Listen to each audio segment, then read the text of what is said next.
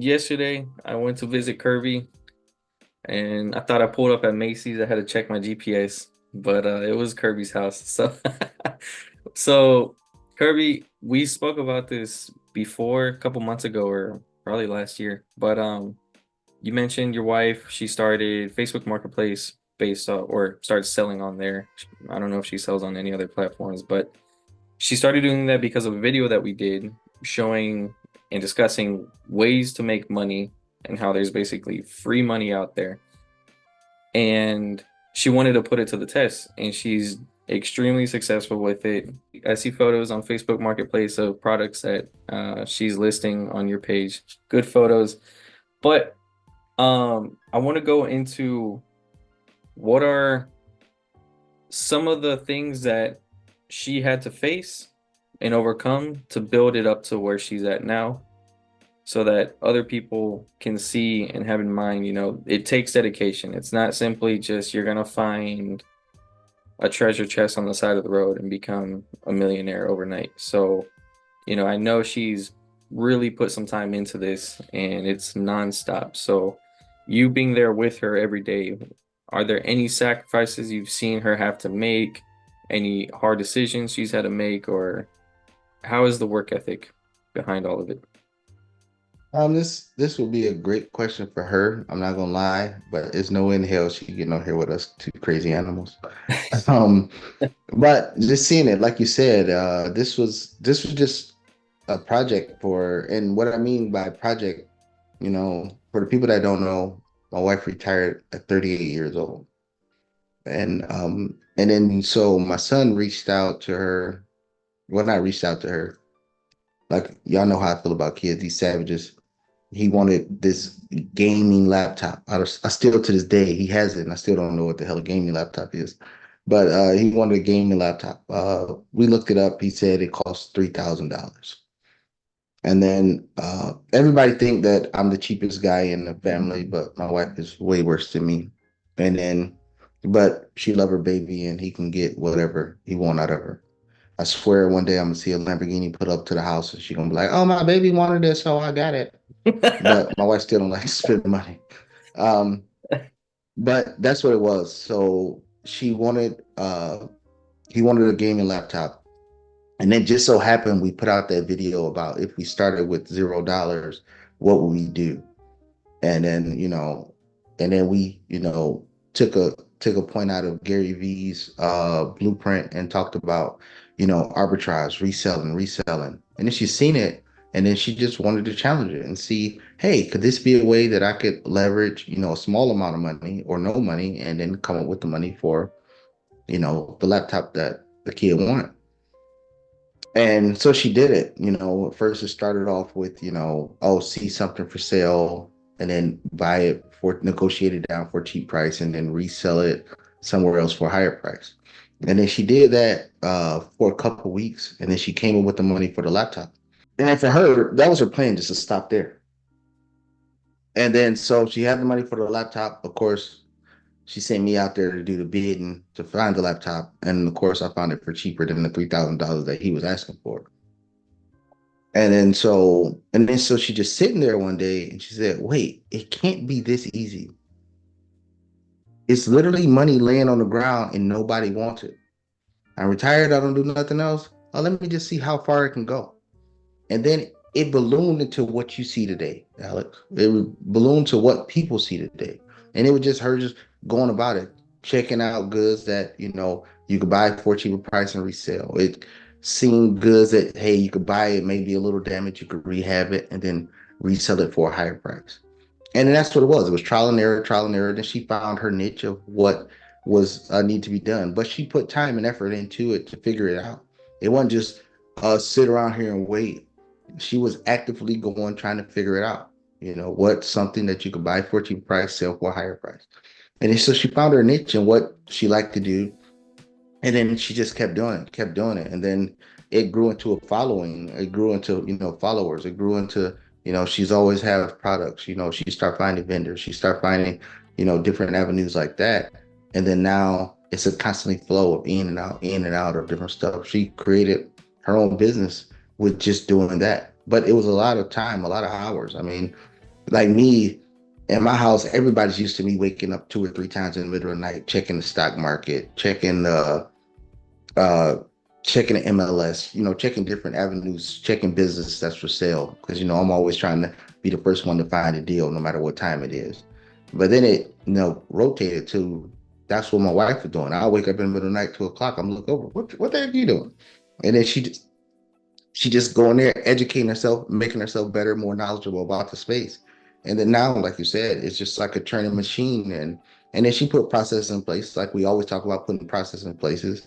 She still want to enjoy the retirement life where she gets to do what she want to do when she want to do it. And then she scheduled the business inside of her landscape, schedule sales and buys within, the time frames that's more feasible for her.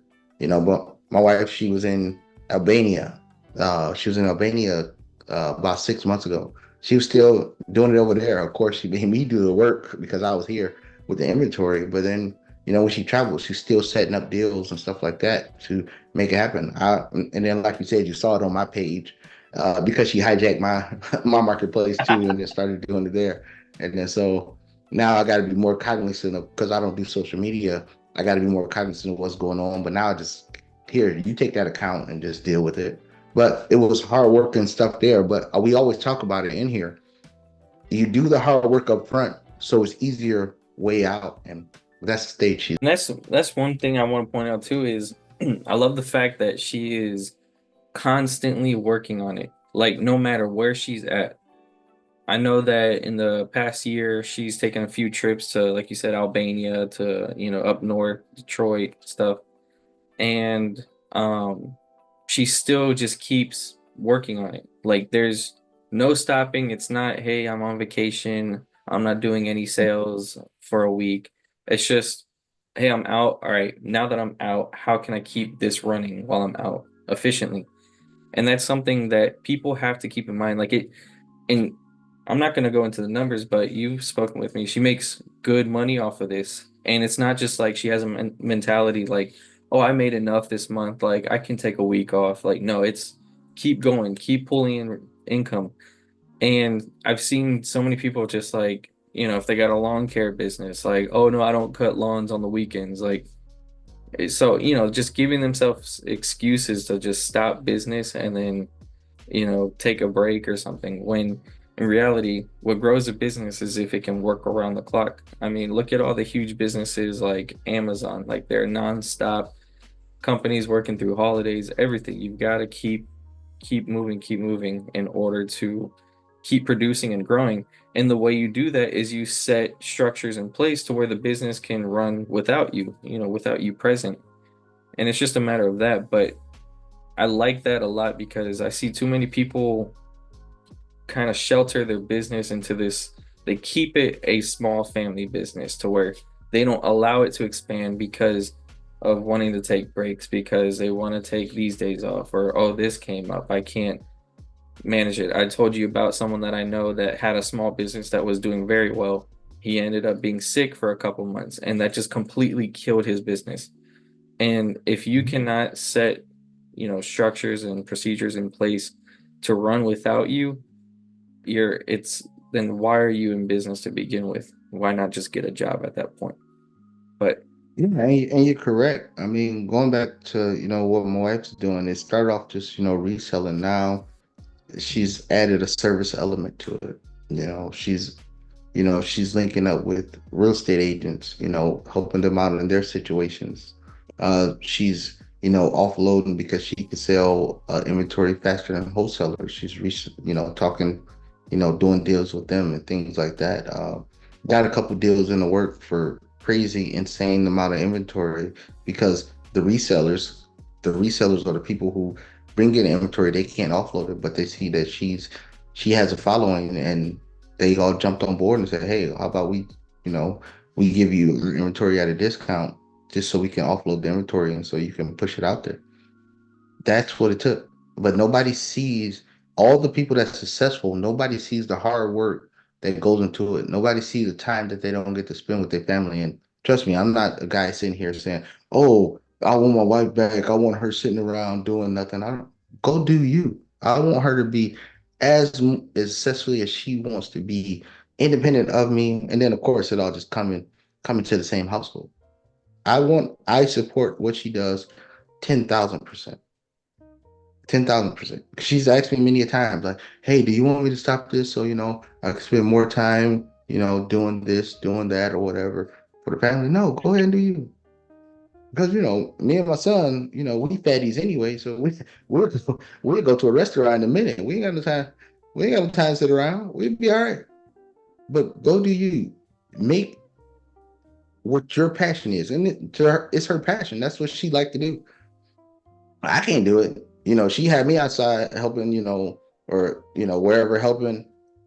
I be in the sun. I be ready to pass out just so I can find an excuse to get out Look, of it. look, guys, But Kirby's the I, toughest dude I know. Any form of hard labor, man, any form of manual labor, I he's dead. game over.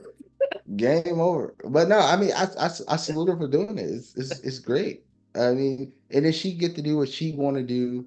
I mean, she still get to do all the family stuff that she wants to do. You know, I, sometimes I like she retired, and then of course I like Lions football.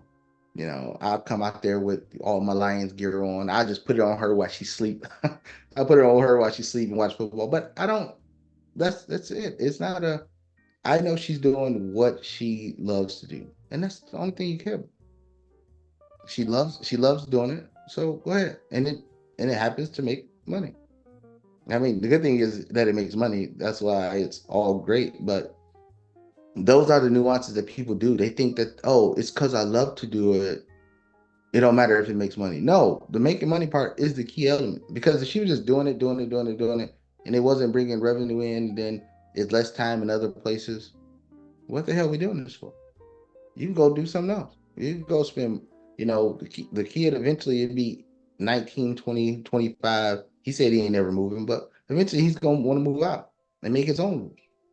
So spend time doing that. But she's doing it because it brings revenue, and she just it to her is more appalling that people that don't have the money and don't have nothing won't do it.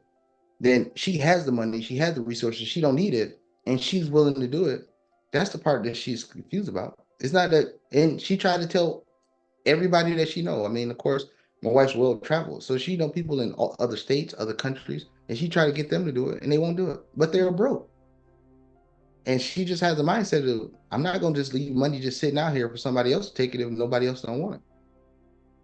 And that's just the philosophy that we always have.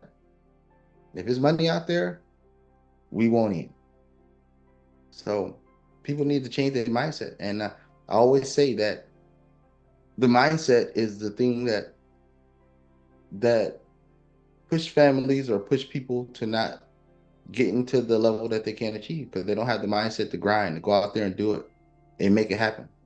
It's not all sunshine and rainbows, just like a iceberg, just like the Titanic. They saw the tip of the iceberg and they said, "Oh, that's all we got to go through. It's good." But they didn't see all the hard work and the foundation that was up under the iceberg that was going to take them down. That's what people need to understand. It's all the hard work to see that little peak that you see and be like, oh, they're so successful. It must be easy. No, it's not easy. It's hard starting out, but then we make it look easy. Business owners make it look easy, but it's a lot of hard work to go into it to get it to that point. That being said, guys, if you have any questions, let us know. We'll answer them the best we can. Don't forget to like this video, though, share it, subscribe it, and we'll catch you guys on the next one.